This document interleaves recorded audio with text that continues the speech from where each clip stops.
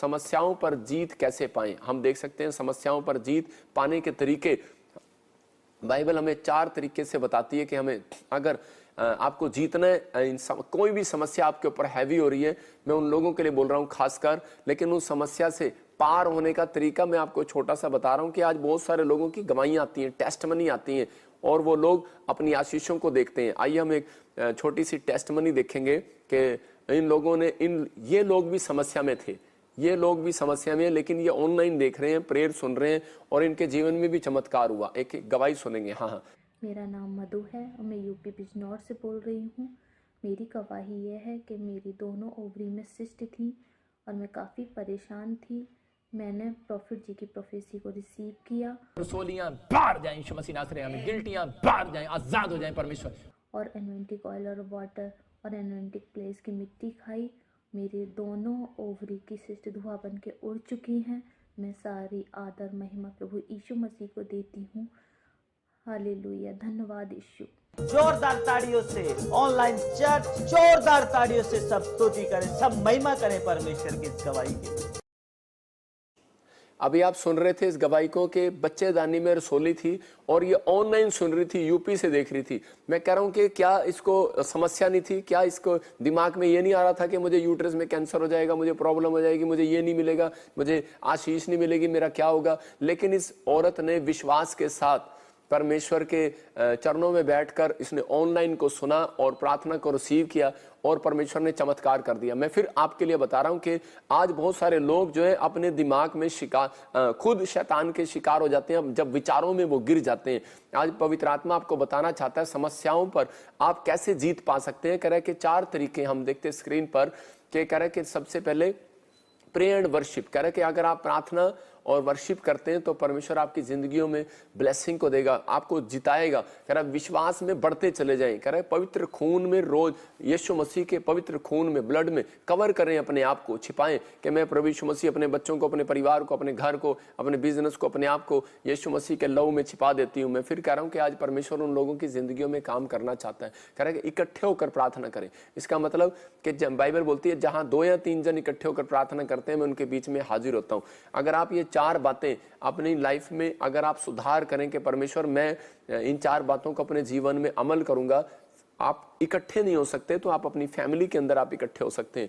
आप कहीं पर भी बैठकर 2 या 3 जन, जब आप कोई ज्यादा बड़ी समस्या होती है, जब कोई प्रॉब्लम होती है, तो उसी समय इकट्ठे होकर प्रार्थना की जाती है। परमेश्वर का आत्मा उसी समय काम करता है बहुत सारे लोगों की जिंदगियों में। जो बड़ी समस्या का हल आपको करवाना है तो वो इकट्ठे होकर प्रार्थना की जाती है। जैसे हम सब इकट्ठे होकर ऑनलाइन चर्च में आज बैठे हैं, जो इसी समय आप सब इकट्ठे होकर आप संडे चर्च के अंदर आते हैं, तो आपकी समस्याओं का हल परमेश्वर निकालता है। ये प्रार्थना है, क्योंकि परमेश्वर एक ही नहीं करे, जब 2-3 जन इकट्ठे होकर प्रार्थना करते हैं तो परमेश्वर उन प्रार्थनाओं को सुनता है। लेकिन बहुत सारे लोग शिकार हैं आज शैतान के। क्यों? रीजन क्या है? क्योंकि ये 3 तरह की बातों से कह रहा है कि वो लोग शिकार हो जाते हैं। नंबर 1 कह रहा है जो जलस करते हैं, जो नंबर 2 कह रहा है जो निराश रहते हैं, नंबर 3 कह रहा है जो नकारात्मक विचार अपने दिमाग में रखते हैं।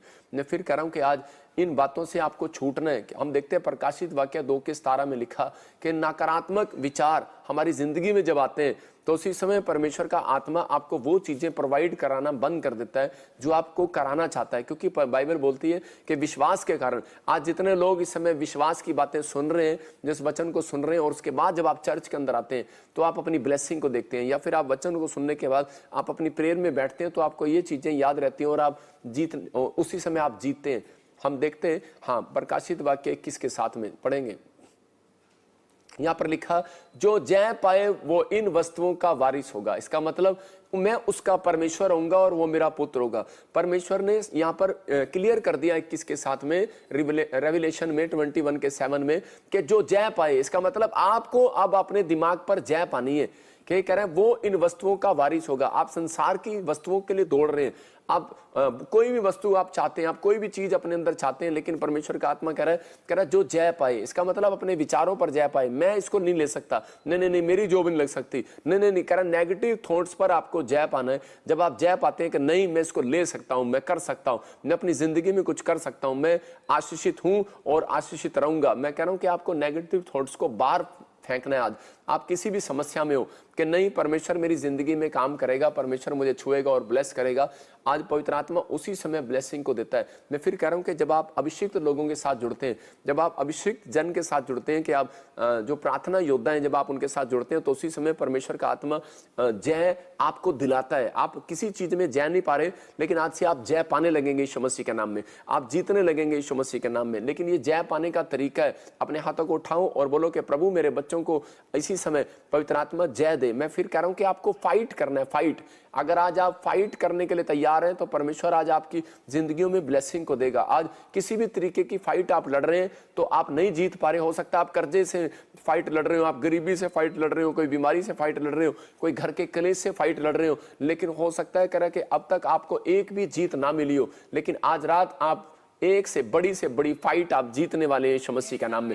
बोलो आई एम विनर। आज का वचन मेरे लिए कह रहे कि आपको बोलना है कि आज का वचन मेरे लिए और मुझे फाइट जीतना सिखाएगा। मैं कह रहा हूं उन लोगों को परमेश्वर सिखाता है जो लोग सीखना चाहते हैं, जो लोग सीखना नहीं चाहते परमेश्वर उनकी जिंदगी में काम नहीं करता। मैं देख रहा था एक जगह मत्ती की किताब में लिखा, लूका की किताब में भी लिखा कि किसान बीज बोने के लिए गया और उसी समय उसने शैतान ने उस बीज को चुरा लिया जो झाड़ियों में गिरे, पथरीली भूमि पर गिरे, तो उसी समय वो बीज को चुरा लेता है। मतलब उस दिमाग में से कह रहा है बहुत सारे लोग वचन को सुनते हैं लेकिन वो चुरा लेता है। क्यों वहां पर लिखा कि वो बीज को इसलिए चुरा लेता है क्योंकि ये सुनने के बाद उद्धार ना पा जाए। इसका मतलब सुनने के बाद उद्धार का मतलब छुटकारा ना पा जाए। मतलब किस चीज से आप छुटकारा पाना चाहते हैं?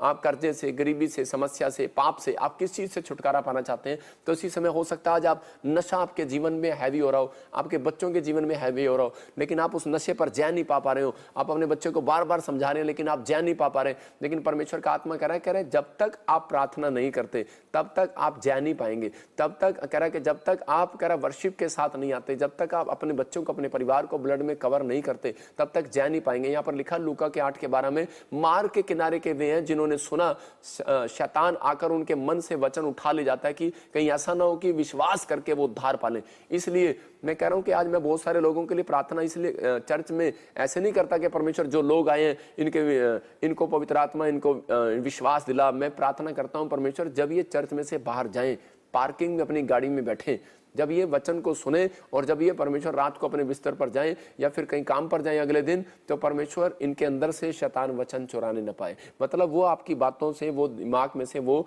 जो वचन है वो जाने ना पाए। आज प्रॉब्लम्स कहाँ आती है? प्रॉब्लम्स वहाँ आती है कि आप सुनने के बाद आप शीशा देखते हैं और शीशा देखने के बाद आप भूल जाते हैं थोड़ी देर बाद कि मेरा चेहरा कैसा था। ऐसे ही है कह रहे कि आपके दिमाग में भी कह रहे ऐसे विचार आते हैं और थोड़ी देर के बाद कह रहे जब आप भक्ति की ओर लगते हैं तो उसी समय आपके अंदर नेगेटिव थॉट्स आना स्टार्ट हो जाते हैं। जब आप जय पाने लगते हैं तो नेगेटिव थॉट्स आपको घेर लेते हैं। यही कारण है कि शैतान बहुत सारे लोगों को घेरना चाहता है, लेकिन किन लोगों को घेरता है? वो कौन लोग फंस जाते हैं उसके अंदर?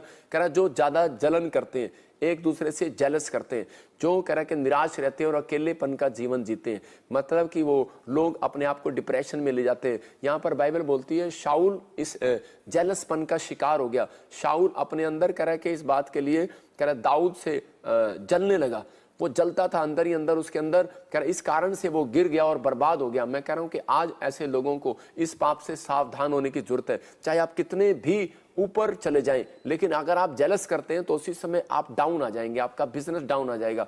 आप कैसे भी अच्छे पद पर हो लेकिन उसी समय डाउन आ जाएंगे। देखो शाऊल कौन है? एक राजा बन गया और परमेश्वर ने इसको राजा बनाया। शमूएल प्रॉफिट ने जब इसके लिए प्रार्थना किया तो ये राजा बन गया। लेकिन राजा बनने के बाद कह रहा कि दाऊद जब उसके सामने जब जीतने लगा, जंग जीतने लगा, जब वो बात करता था, जब वो दिखने में सुंदर था, वो उसी समय तकड़ा था, लेकिन उसी समय बहुत सारे जब उसके निशाने फिट होते थे, लोग उसकी तारीफ करते थे, तो उसी समय वो अंदर से जेलस पैदा होने लगी। उस दिन से वो जो घटता चला गया और परमेश्वर ने उसकी बर्बादी के अंदर परमेश्वर ने उसका साथ नहीं दिया। मैं फिर कह रहा हूं कि आज बहुत सारे लोग यही सोचते हैं कि परमेश्वर हमारा काम बहुत साल पहले बहुत अच्छा था लेकिन एकदम से मेरी जिंदगी में ऐसा क्या आ गया कि हमारा काम घटते क्यों जा रहे हैं? क्यों? क्योंकि आप अगर किसी को देखकर जल रहे हैं और भुन रहे हैं तो उसी समय परमेश्वर आपके साथ नहीं है। मैं फिर उन लोगों के लिए बता रहा हूं। हम देखते हैं उत्पत्ति की किताब में 26 के 13 में देखो क्या लिखा। यहाँ पर बाइबल बताती है कि एक जेलस कह रहा हमारे बीच में काम करती है बहुत सारे लोगों के बीच में, कह रहा और वह बड़ा, इसहाक जब बढ़ता चला गया, लिखा उसकी उन्नति होती चली गई यहां तक कि वह अति महान पुरुष हो गया। तो यहां पर जब आप आगे भी पढ़ते हैं तो उसी समय फिलिस्तीनी लोग उससे जलने लगे, मतलब कि उसके शत्रु उससे जलने लगे और ईर्ष्या करने लगे।